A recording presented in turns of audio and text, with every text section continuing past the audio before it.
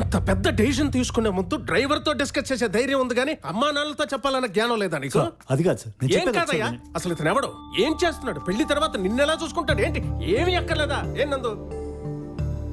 ప్రేమిస్తే చంపేస్తాం, పెళ్లి చేసుకుంటే కాల్చేస్తాం అనేంత మూర్ఖత్వం మాకు లేదు. రమి, మాకు నీ మీద ప్రేమ ఉంది, నీ ప్రేమ మీద గౌరవం ఉంది.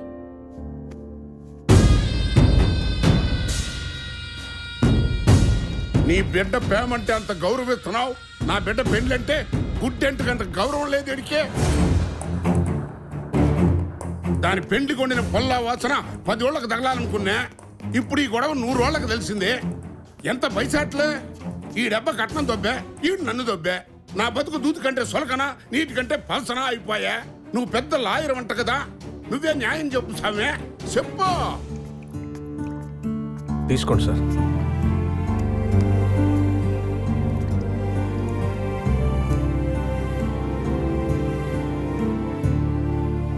ఇప్పుడు మీకు దాహం ఇచ్చిన ఆమె నా చెల్లెలు. పెళ్ళైన 10 రోజులకే పుట్టింటికి వెళ్ళరా, దీపావళి వెళ్ళాక వచ్చి తీసుకెళ్తానన్నాడు మా బావ. ఇప్పటికి 30 దీపావళి వెళ్ళి ఇంకా రాలేదు సార్. పలావు మిగిలిపోతే పాలేరులు తింటారు సార్, కానీ ఆడపిల్ల పుట్టింట్లో మిగిలిపోతే మీరు ప్రశాంతంగా ఒక ముద్ద కూడా తినలేరు.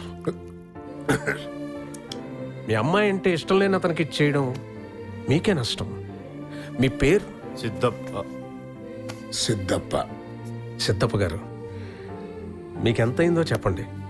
రేపు నా కూతురు పెళ్లికి ఖర్చు అయింది అనుకుని అది నేను భరిస్తాను. ఏంటా డబ్బిస్తావా నాకు? ఈ సిద్ధప్ప నాయుడు మానం కొనేంత ముళ్ళుండదని కాడా?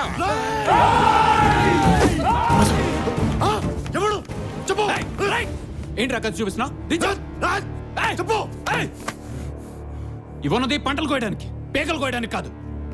కొట్టాలనుకుంటే ఈయన కొట్టు. కొడుకు పెళ్లి ఇష్టం లేదో తెలుసుకోకుండా పెళ్లి కొప్పుకుంది ఈయన. సరిపోయింది. హీరో విలన్ కొట్టుకుని కమెడీని చంపేసినట్టు నా మీద పడతారేంటి వీళ్ళు? వీళ్ళు ఇంకా మంచివాళ్ళు కాబట్టి మజ్జిగిచ్చి మాట్లాడుతున్నారు నాన్న. మనలాంటి వాళ్ళు అయితే మనుషులు పెట్టి బయటికి గెంటేస్తారు. సారీ అండి, నాన్నేదో బాధలో.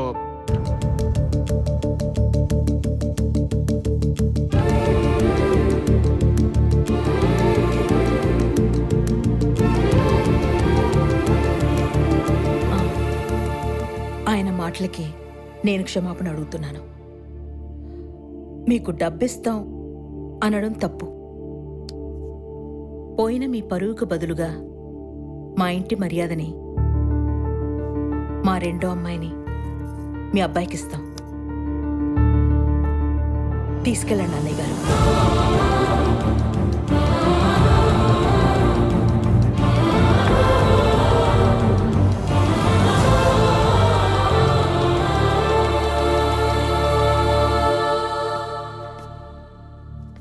ఈ తల్లి నాకు ఇంకో బిడ్డ ఉండదు అనుకుంటాను. కడుపులో పెట్టి చూసుకుంటా. నీకు పసుపు కుంకుమ పెట్టేదానికి సమయానికి నా ఆడది కూడా లేకపోయా.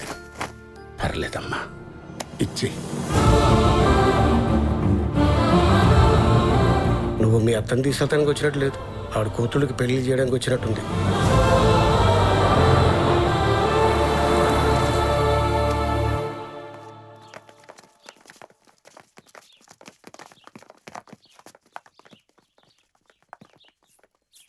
నేను దుబాయ్ నుంచి వాళ్ళ ఫ్యామిలీని కాపాడినా ఎందుకు పంపించారు నాకు అర్థం కాలేదు సిద్ధు. మంచి విషయాన్ని కూడా ఎందుకు వదులుకోవాలో నాకు ఇప్పుడు అర్థమవుతుంది. రావి చెట్టుకు పూజ చేస్తాం, దేవుడు అంటాం, కానీ అదే మన ఇంటి గోడలో మొలిస్తే పీకేస్తాం. నీ వల్లే పెళ్ళిళ్ళు జరుగుతున్నాయి, కానీ రేపు ఆ పెద్ద ఆయన నీ వల్ల ఏదైనా ఇరిటేట్ అయితే అవే పెళ్ళిళ్ళు ఆగిపోతాయి. నువ్వు మెడిసిన్ లాంటి వాడు సిద్ధు, కానీ దానికి కూడా ఎక్స్పైరీ డేట్ ఉంటుంది. నేను చెప్పింది నీకు అర్థమయ్యేటది అనుకుంటాను.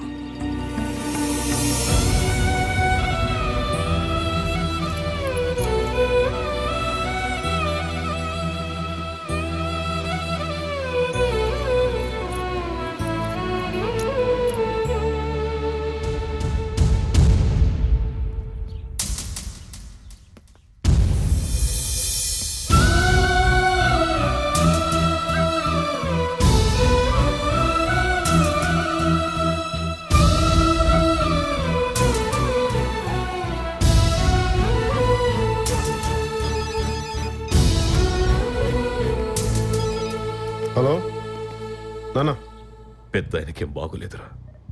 2 రోజుల నుంచి బీపీ విపరీతంగా ఫ్లక్చువేట్ అవుతుంది. ఈవేళ పొద్దుటి నుంచి రెస్పిరేషన్ కూడా కష్టమైతే ఆక్సిజన్ పెట్టారు.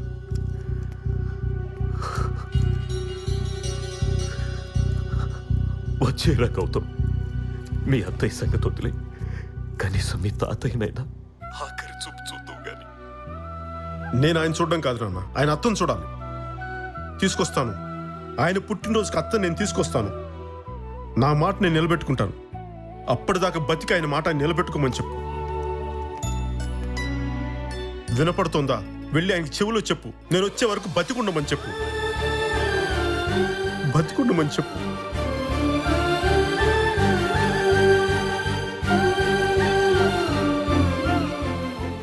ఒక్క అవకాశం కావాలి. ఒక్కటి.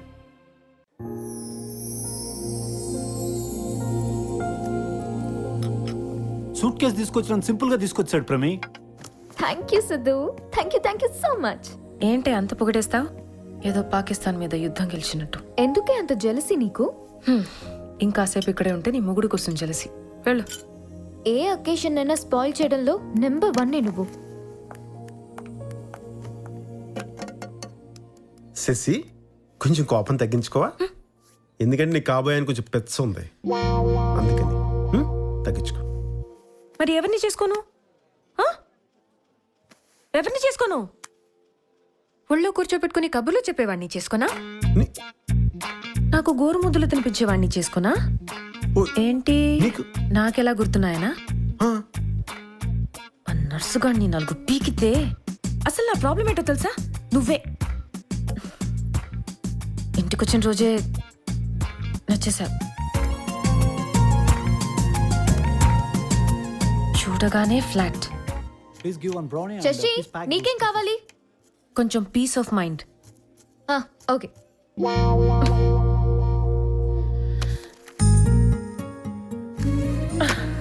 ఈ ఎదవ కళ్ళోటి ఎంత వద్దనుకున్నా కల్లో కూడా వచ్చేస్తున్నాయి. అలానే డ్రైవర్ని చేసుకున్నా? మా అక్కేమో ఎంబీఏని కట్టుకుంటుంది. దాని పిల్లలు ఓక్రిడ్జ్లో చదువుతారు.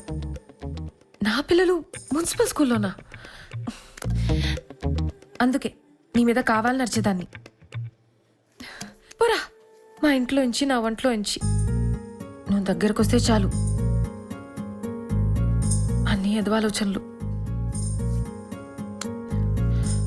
హార్ట్ బీట్ పెరిగిపోతుంది,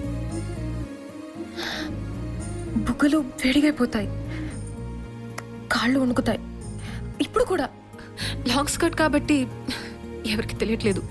నీకు అసలు చెప్పొద్దు అనుకున్నాను. నీకు మా ఇంట్లో ఎలాగో ఎంట్రీ లేదు, మనం మళ్ళీ కలుసుకునే ఛాన్స్ లేదు, అందుకే చెప్పా. ఇంకొకటి చెప్పాలి.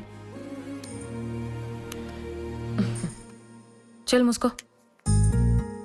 నేను చెప్పాలి అన్నాను, నువ్వు వినాలి అన్నానా?